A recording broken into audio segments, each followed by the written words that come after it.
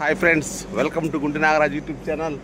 అందరూ బాగున్నారా ఫ్రెండ్స్? దగ్గర ఎప్పుడు ఈరోజు అనుకోకుండా సడన్గా మా అమ్మ గత వారం రోజులు బట్టి కూడా వారమైంది, అంతకు నుంచి కూడా వాడపల్లి వెంకటేశ్వర స్వామి కాడికి పోదామని చెప్పి ఒకటే గుంజులాడుతుంది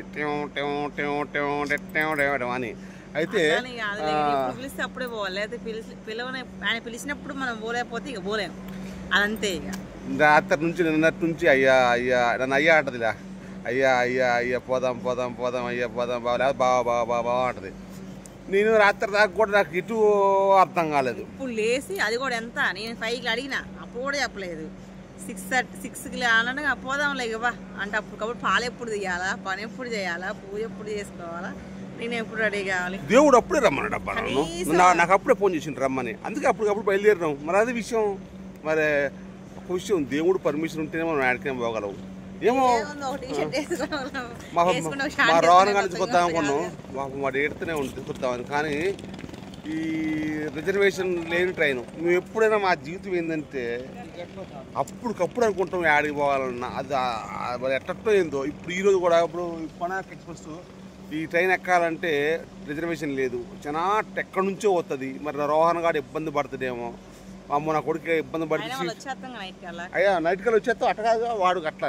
కానీ మళ్ళీ మేమిద్దరం పోయి చూసి మంచిగా అనిపిస్తే మళ్ళీ ఈసారి మా ఫ్యామిలీతో మొత్తంతో పోతాం అన్నమాట. అది ఎక్కడికైనా ఫస్ట్ చెక్ చేస్తాము. ఏమో మా ఏమో వెంకటేశ్వర స్వామి అని, నాకైనా వెంకటేశ్వర అది ఇవాళ వచ్చింది.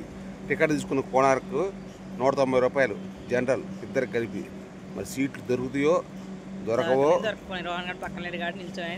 అది ఇంకో విషయం ఏంటంటే, ఇక్కడ మా ఇద్దరికి మా ఫ్యామిలీ అంటే మా అమ్మ కానీ మా నాన్న కానీ నా కొడుకు కానీ లేకపోతే మేమిద్దరం మట్టిలో పనుకుంటాం, కింద కూడా ఆ పట్టా మీద పనుకుంటాం. మాకు అలవాటు చేయకాడ ఉంటాం కదా, అట్ట అలవాటు. కానీ మా రోహన్ గారు అమ్మ నాన్న ఉంటే వాళ్ళు ఎక్కడ ఇబ్బంది పడతారో అని మేము ఇబ్బంది పడతా ఉంటాం ముందు, అదనమాట. ఇప్పుడు మేమిద్దరం అయితే ఏదన్నా ఏం కదా ఏడదనుకున్నా ఏం కాదు అదనమాట. ఏ బట్టలు వేసుకుని సోకులు గీకులు ఏమో అబ్బాయినే ఉండవు నాన్న, వెళ్ళిపోవటమే. దీని అమ్మ జీవితం చూడు, గడ్డం కూడా చేయించుకోవాలి అనుకోకుండా ప్రయాణం అన్నమాట. ఇది మ్యాటర్. మా కూడా చూడండి ఎట్టుందో, ఏదో డ్రెస్సు వస్తుంది ఈ మధ్య, డ్రెస్సులు జర్నీలకు ఇబ్బంది అవుతుంది, చీర చాలా జాగ్రత్తగా చూసుకోవాల్సి వస్తుంది. అది ఆడవాళ్ళకి అది మంచిగా అనిపించలేదు అంతే. పాపం ఆడవాళ్ళకు ఉంటాయి కొంచెం చాలా ఇబ్బందులు ఉంటాయి. మరి వాళ్ళ అసలే ఇబ్బంది అంటే ఎందుకు ఇంకా కొంచెం ఇబ్బంది.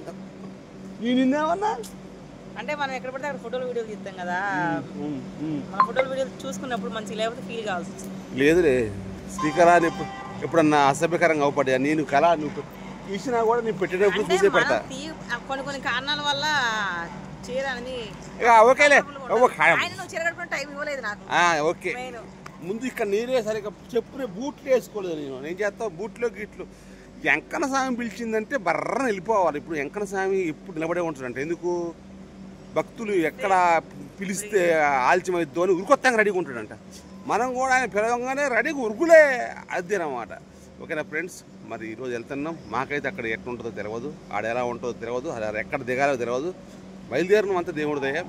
హ్యాపీ జర్నీ అని కామెంట్ చేయండి.